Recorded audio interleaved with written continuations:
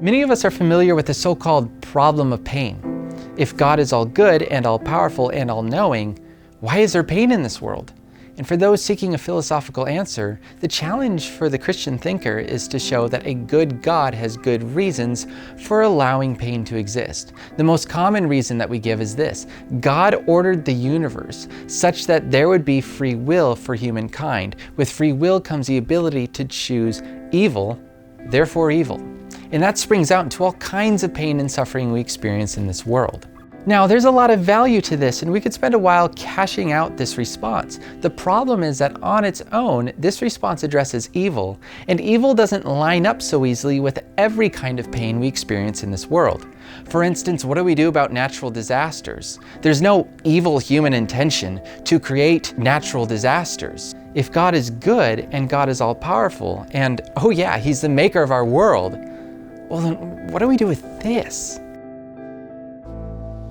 In the Old Testament, we see God using natural disasters to warn or destroy sinful people. You have the locusts of Joel, the storm of Jonah. There's other more supernatural things like the flood of Noah, Sodom and Gomorrah, the plagues of Egypt. And so some people will look to these natural disasters today and say, aha, see, God is judging that city. Be careful of that. Be careful playing prophet in these situations. In Old Testament judgment narratives, God makes a habit of protecting the righteous. Compare that with today. When a tsunami hits a city, everyone is affected. Is that really the judgment of God? Look back to Jesus in Luke 8:24. A storm shows up, the lives of the disciples are jeopardized. Jesus rebukes the storm. In this case, God was at odds with nature's threat against human life. It seems to me that the vast majority of natural disasters are merely natural. And the duty of the church is to provide hope and relief however we can to those who are suffering. In doing so, we send a message to this world that things are not the way they are supposed to be, and the people of God are determined to do something about it. So why do natural disasters happen? I don't know everything, but I think a good place to start is to connect these horrible things not to God, but to something else. Some would say that they have demonic origin.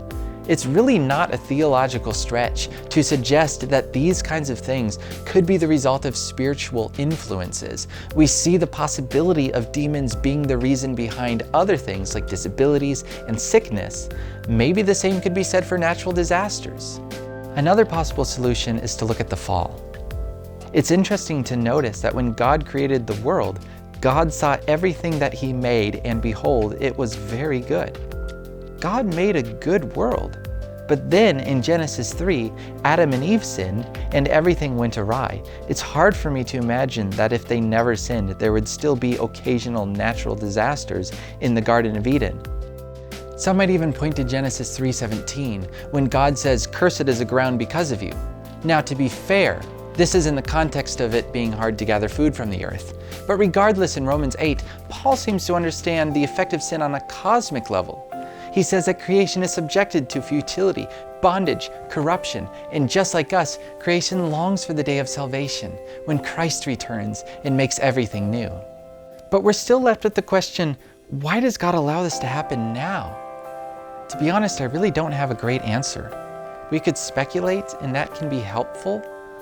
But at the end of the day, I think it's unrealistic to expect a perfect answer on this one. Some religions attempt to do that. The Bible doesn't. What the Bible does is it teaches us how to pray when we experience unexplained suffering.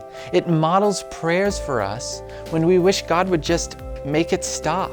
It doesn't sugarcoat this, it doesn't belittle the difficulty, but it tells us how to relate to God when we experience the pains of this world. And it tells us that God became man and experienced the pains of this world Himself so that He could relate to us. And so we admit that there are difficulties when it comes to why God would allow these kinds of things to happen in our time. The best we can say is that this period of waiting and longing and groaning and trusting is building up to a proper moment in God's story of redemption. How this all plays out is yet to be seen. Until then, let's take good notice of the frailty of life. We do not know how long we have to live. We don't know. Every natural disaster is a bleak reminder of this. But God can save the soul, and every day He calls us to be a part of His kingdom where we trust and find comfort in Him.